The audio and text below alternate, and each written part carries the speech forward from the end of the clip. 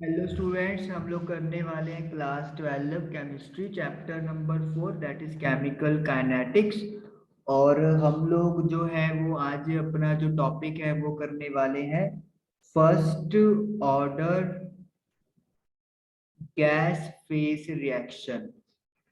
मतलब अगर हमारे पास जो रिएक्टेंट और प्रोडक्ट है वो अगर गैस फॉर्म में हो तो उनके लिए कैसे फॉर्मूला रेट कांस्टेंट का ड्राइव होगा। और दूसरी चीज ये है कि जो हम लोग कंसंट्रेशन की बात करते हैं यहाँ पर जो बात होगी वो एटमॉस्फेरिक प्रेशर की टर्म्स में बात होगी। चलिए, एक हमारे पास रिएक्शन है, कोई गैस ए है जो कि डिकम्पोज हो रही है दो गैसेस बी एंड सी में। तो ये गैस फेज की रिएक्शन हो गई है जो कि फर्स्ट ऑर्डर का रिएक्शन है। कुछ टर्म्स लिखेंगे हम लोग। पी आई, पी आई का मतलब क्या है? Initial pressure of gas A का initial pressure P I. B और सी का जो इनिशियल प्रेशर होगा वो होगा जीरो, क्योंकि स्टार्टिंग है टाइम जीरो पे। हम लोग ये लिख सकते हैं एट टाइम जीरो पे जो प्रेशर है वो सिर्फ ए की वजह से होगा, तो that is P I. B और सी का प्रेशर उस समय कोई प्रोडक्ट नहीं बनेगा। कुछ टाइम टी के बाद एट टाइम टी, अब जो प्रेशर है ए का वो लेट कर लो P A, pressure of gas A.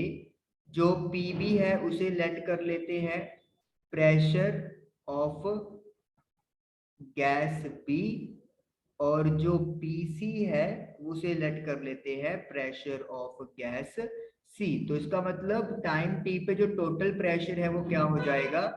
P A P B plus P C. तो ये टोटल प्रेशर हमारे पास आ गया टाइम टी पे। अब उसके बाद क्या है, हम लोगों को यहाँ पे जो रिएक्शन है उसका यूज करते हुए ड्राइव करेंगे हम लोग। जैसे हमारे पास रिएक्शन है ए जो डिकम्पोज हो रहा है बी एंड सी में।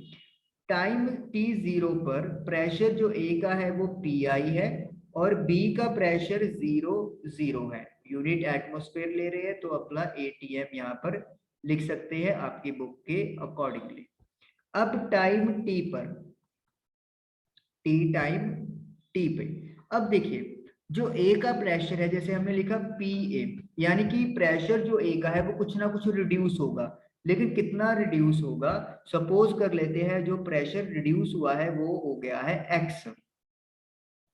टाइम टी पे जो प्रेशर है वो रिड्यूस एक्स हो गया है, तो अब जो ए का प्रेशर है वो कितना रह गया? P I minus x. तो हम लोग लिख सकते हैं कि जो पी ऑफ ए की वैल्यू है टाइम टी पर वो पी आई माइनस एक्स है।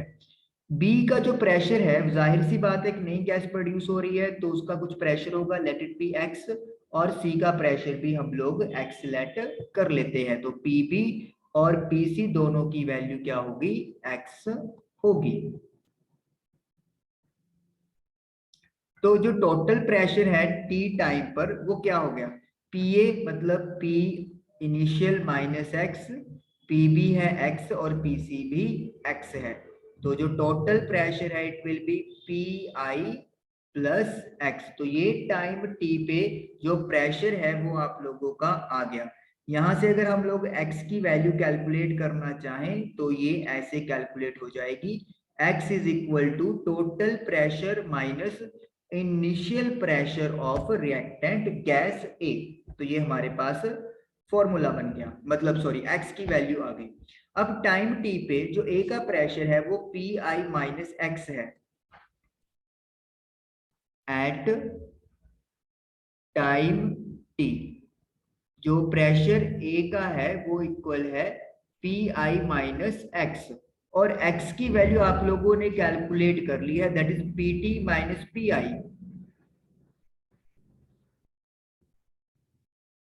P T minus P I, तो P I minus P T minus minus plus P I. तो जो पी ऑफ ए है वो आपका हो गया P I plus P I, that is two P I minus PT. तो ये टाइम टी की बात हो गई कि टाइम टी पे जो गैस ए है उसका ये वाला प्रेशर आप लोगों का बन जाएगा। अब ये हमें कहाँ पे जरूरत है या फिर हम लोग उसका यूज कैसे करने वाले हैं? फर्स्ट ऑर्डर के लिए जो के की वैल्यू होती है उसका फॉर्मूला क्या होता है? 2.303 upon T log R naught upon R. ये आपको याद होगा फॉर्मूला, ये हम लोगों ने फर्स्ट ऑर्डर के लिए ड्राइव किया था, जहां पे आर नोट था इनिशियल कंसेंट्रेशन और आर था कितना कंसेंट्रेशन रिएक्टेंट का रह गया है। अब इसको हम लोग यहाँ पे कैसे यूज करेंगे? 2.303 अपॉन टी तो सेम रखेंगे, क्योंकि हम लोग यहाँ पे प्रेशर की बात कर रहे हैं, तो रिएक्टेंट यानी कि गैस ए का इनिशियल प्रेशर क्या है? P I. तो यानी कि यहाँ पे हम लोग लिखेंगे P I, initial pressure that is P आई। नीचे होता है कितना कंसंट्रेशन रह गया है, और यहाँ पे क्या लिखेंगे? कितना प्रेशर रह गया है। तो कितना प्रेशर रह गया है? प्रेशर रह गया है पी ऑफ ए। तो ये हमारे पास यूज हो गया प्रेशर की टर्म में। अब जो जो वैल्यूज आई हैं उसे आप पुट कर लेंगे।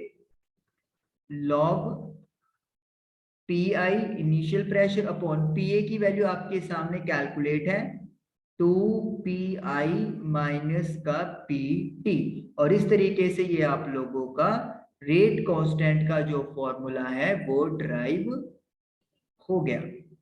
और इस तरीके से आप लोगों, एक जनरल इक्वेशन की बात हो रही है, जब न्यूमेरिकल आ जाता है तो यहाँ पे आपको ये वाला फॉर्मूला डायरेक्ट यूज करने की जरूरत नहीं होती। आप लोग जैसे हमने यहाँ पे एक्स लेट करके किया है वैसे ही आपको लेट करके करना होता है।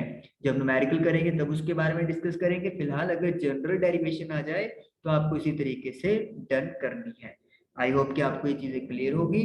Thank you for watching the video.